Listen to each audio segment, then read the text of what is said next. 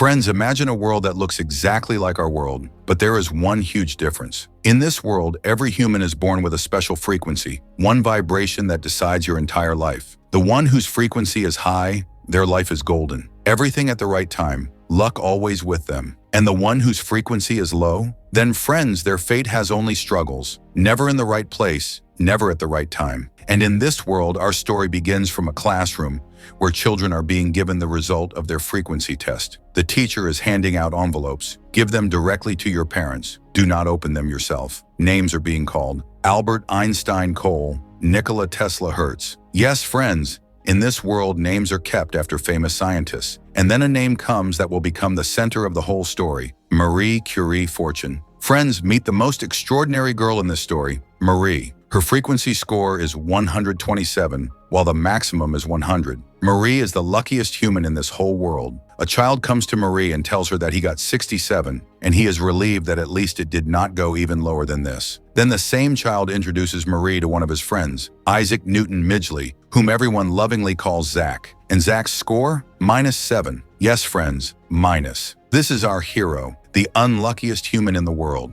So out of sync with the natural world that fate has personally targeted him. As soon as these two come face to face, the children get excited. Super high and super low frequency meeting, but exactly 1 minute later, Zach is called away from there.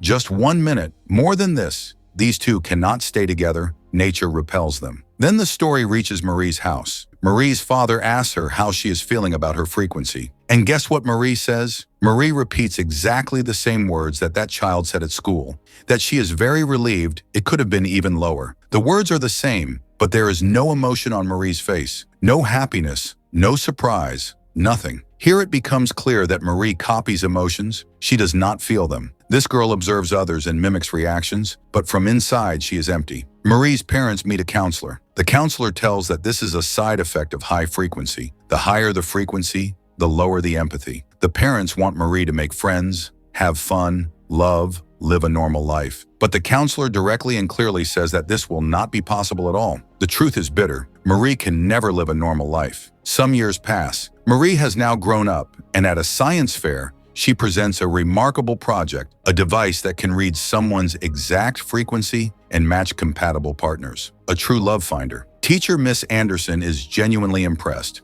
Marie explains that low-frequency people need at least 700 signifiers for a compatible match, and some natural forces only repel, they do not attract. Miss Anderson asks if Marie has found her own match. Marie says that not 100%, but she found a 95% match, one Mr. Thales. Miss Anderson suggests that she should say hello, because extra data is always useful. Then she asks if this device can also find friends. Marie says that everybody wants to be her friend. But actually, how many friends are there? Marie, in a calm voice, says, none, not even one. Miss Anderson understands. Marie should experiment with friendship. And from here, a new chapter begins. And friends, from here start Marie and Zach's secret experiments. Only once a year, only for 1 minute. In experiment 1, Zach comes late because he got locked in the corridor. Low frequency, remember? Both say hello. Zach wants to say that maybe they will not get more than 1 minute. 50 seconds pass. A detention warning comes. A teacher comments that their minute is already over. Miss Anderson warns Marie that this experiment is useless. Frequency never changes. Do not waste your feelings on this boy. Both of you being together is not destined. But Marie replies, knowledge determines destiny, Miss Anderson. This line, remember friends, because the whole story revolves around this line. In experiment 2, Marie decides that there should be something meaningful. But Zach is badly nervous, tense, breathless, soaked in sweat. Marie gets an idea. In experiment 3, Marie suggests that they should touch as data collection. But Zach, excited, asks, what if it is not only for data collection? Marie gets confused. Meaning, in experiment 4, Zach gathers courage and finally asks if Marie will go with him to graduation. Marie says graduation is next year. Zach says he gets very few chances to ask. Low frequency, remember? Then Marie asks if this is a date or data collection. Zach laughs and says a 1 minute date? He has had even shorter dates than this. And Marie says yes. And then comes experiment 5, the most emotional, the most painful, heartbreaking moment. Zach says everything. He says he knows they cannot be together, but he has to tell her he loves Marie. He also knows that maybe Marie does not love him, but he hopes that at least she likes him. Marie takes it like a serious question and answers directly, no. Zach's heart drops. Then he asks, what about all these meetings? Marie says, data collection. Just that. Marie says she was also doing a flirting experiment, and now she has stopped it. Zach asks in a broken voice, does Marie truly feel nothing for him? And friends, what Marie says makes your hair stand up. Marie says Zach does not understand. She does not feel anything. People call her the machine, and they are right. Marie says she does not love her family. She does not experience any joy. If Zach ever sees her laughing, crying, smiling, then understand she is pretending, waiting for when it becomes real. But that will never happen. This is the side effect of frequency. Zach's heart sinks. He looks at the watch. Exactly 1 minute is over. And he says it seems he is leaving at the perfectly right time. Many years pass. Marie is now an adult. Life is going perfectly. An order gets delivered exactly when she arrives. 20 pounds exact change, luck and everything. But on her birthday, a surprise. Zach is standing in front of her. Marie says it has been a long time. Where has he been? Zach says everywhere. Sao Paulo, Buenos Aires, Kaichi, Kinshasa, and most recently Vilnius. Now he can convincingly curse in 18 languages. Marie asks where Kaichi is. Zach says no need to pretend that she cares. Marie asks how he is. Zach says, still the machine. Marie replies, still broken, still waiting. Zach says, waiting and pretending both, but now he feels everyone else is also doing the same. Then Marie looks at her watch and gets shocked. More than 1 minute has passed. How is this possible? Zach says he cannot stay longer. Meet him tomorrow morning at 7 at the train shop. He says maybe he can help Marie. The next day they meet. Marie directly asks how he stayed more than 1 minute. Zach says he has changed his frequency. Marie says this is not possible. Knowledge determines destiny. Zach says, not anymore. What we know about frequency is wrong. Otherwise, Marie and Zach would never even meet. Marie asks how he will help. Zach says he can lower Marie's frequency. Marie says nature tries to give her everything. Zach says almost everything, not feelings. Zach explains that there will be an energy exchange. They will have to stay physically close, and touch is necessary. Marie is impressed. Clever, very clever. When will the results come? Zach says instantly. Marie says she knows Zach wants to do this. Zach says, please don't lie. Zach says for the first time in life, Marie will experience feelings. Marie asks, theoretically, and is this reversible? Zach says, it should be, but there is no guarantee. The process starts. Marie decides Zach can talk. Zach says it feels strange to talk without a deadline. After some time, Marie starts feeling something different. She says she does not feel okay. Zach repeats the word, feeling. Marie says being physically sick is not an emotion, but this is not that. This is something else, very bad, like a heavy weight. Zach says maybe it is just nerves. Marie says it is very intense, like for the first time she is feeling connected to herself. Touching feels better. Then Zach says a word,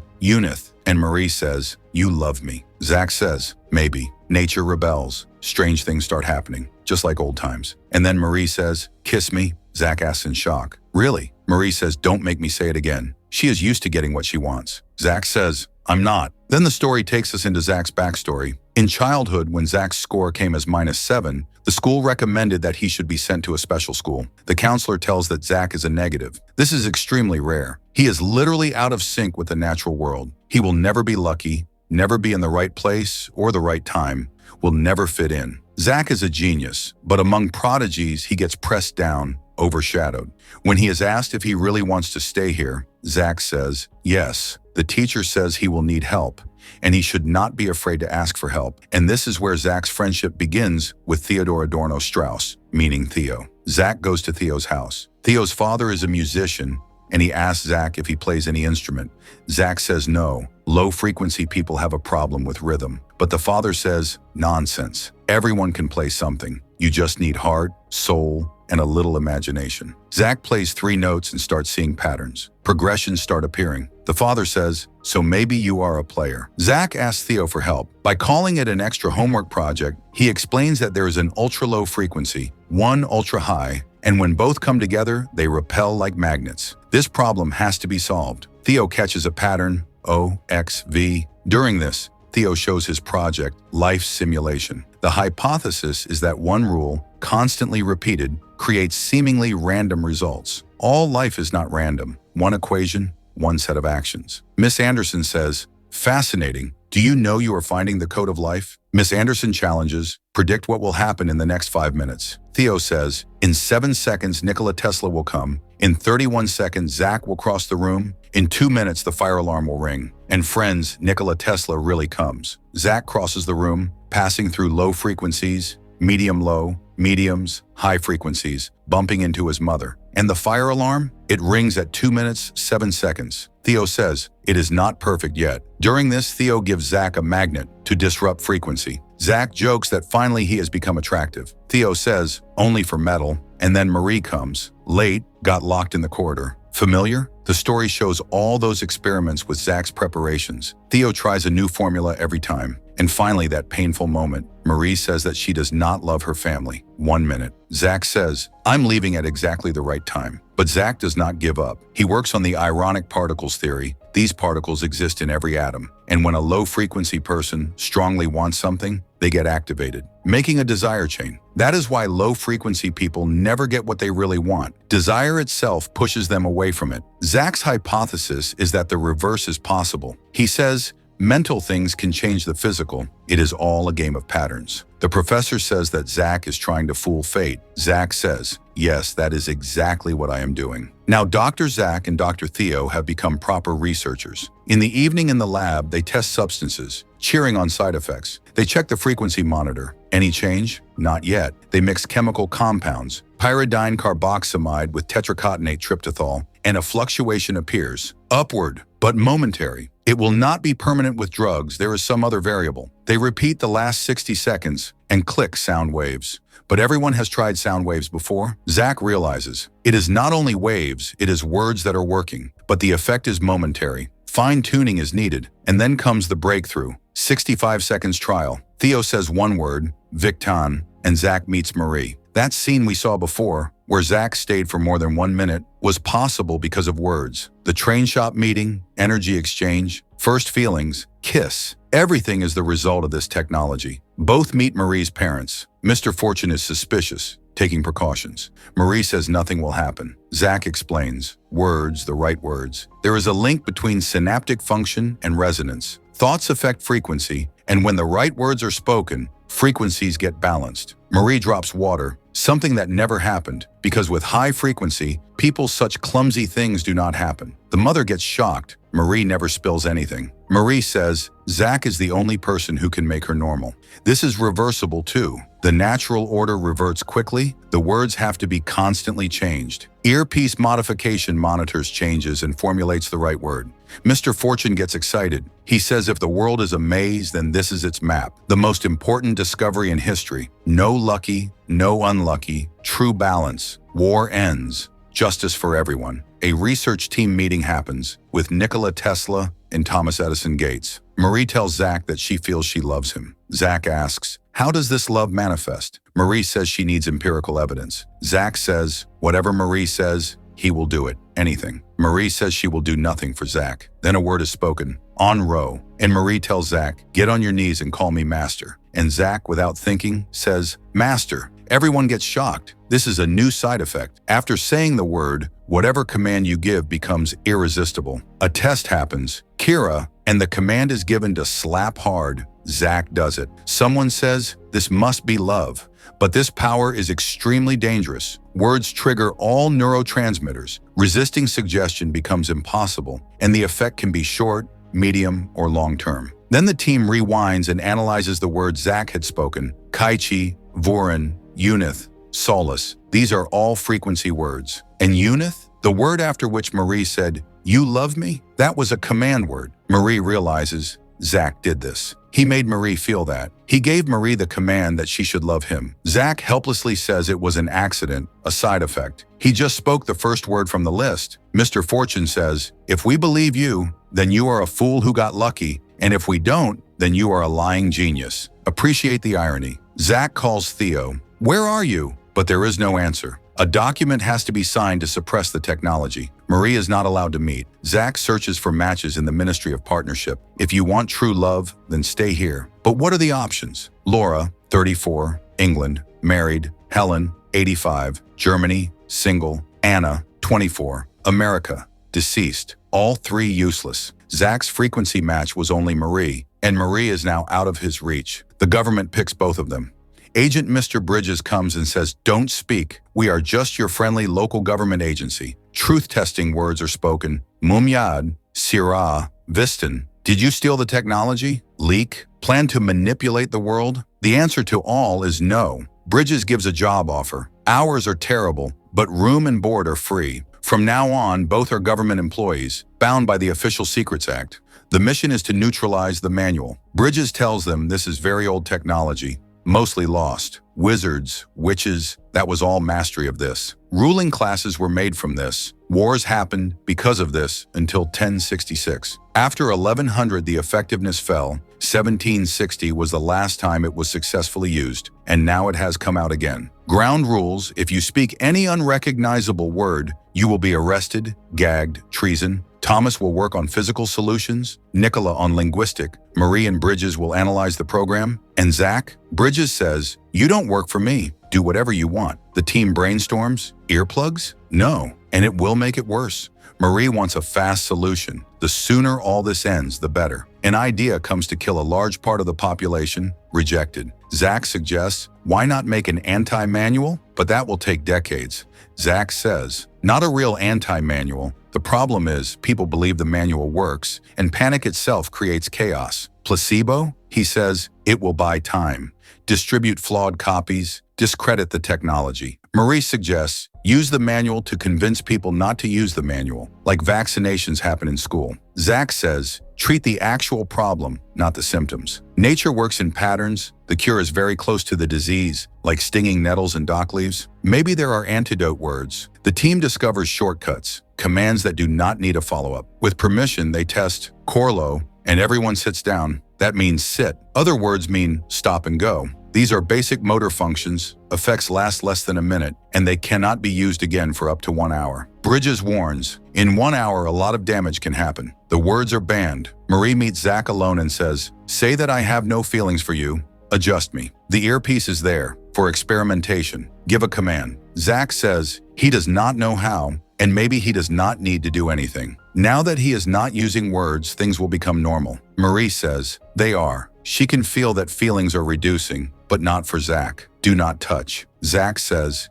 he can fix it. Marie says, I love you, but only because you told me to. Cruel, right? Zach says, maybe Marie loved him anyway. Marie says, now we will never know. Zach tries a last word on Marie, Endel, and gives the command that you do not love me, but nothing changes. Nothing changed. Time's up. Bridges meets Zach alone and says that this is not in our fate, right? Zach says, no, not in your fate. Bridges shows Zach's ironic particles paper, says the top people consider it brilliant, but Zach has a history of manipulation, so a complete ban on speaking, under any circumstances. Zach sits alone and thinks, knowledge determines destiny. What do I know? Nothing. You are low frequency, you need help, you are a genius. Simple patterns, old technology, 1760, irony, side effects. And click, everything connects. He tells the guard he needs to talk to Bridges. The guard warns, if you speak, you will be shot. 3 words are banned, Kevet, Medea, Corlo. This is treason, but Zach knows Marie is his protection. He tells Marie, they won't let them speak, you will have to tell them. Marie says, me? Yes, me. The government knows their frequency has been reestablished, knows what happens when they come together. Fate pushes them out after 1 minute. They will break the door after 1 minute 5 seconds. Zach says, they are wrong. Bridges comes. Marie asks, you are Theo's father, right? Tell me, tell me. Armed forces shout, no one will speak a single word. Sit on the ground, no talking. Marie says, Zach knows something. And Bridges finally says, what Zach has figured out, he is giving to Marie, antidote. And what is the antidote? Music. Friends, this is the biggest big twist. Bridges says the shortcut word Corlo, but nothing happens because music is playing. They ask if it is any special music. Bridges says, yes, in a way. This is Mozart. When Mozart plays, all of us come onto the same frequency. Then the secret history opens. There was never any magic. There was only one book, lost, found, written, rewritten, burned, used to control the masses. Then came music. Composer, literally to come. The first composers were not writing just to entertain. They were writing so that people could get control of their minds back. With every musical piece, the book became weaker until Mozart in 1760 wrote the first composition that truly immunizes. When you recognize a melody you have never heard, That is it, tapping into the collective subconscious.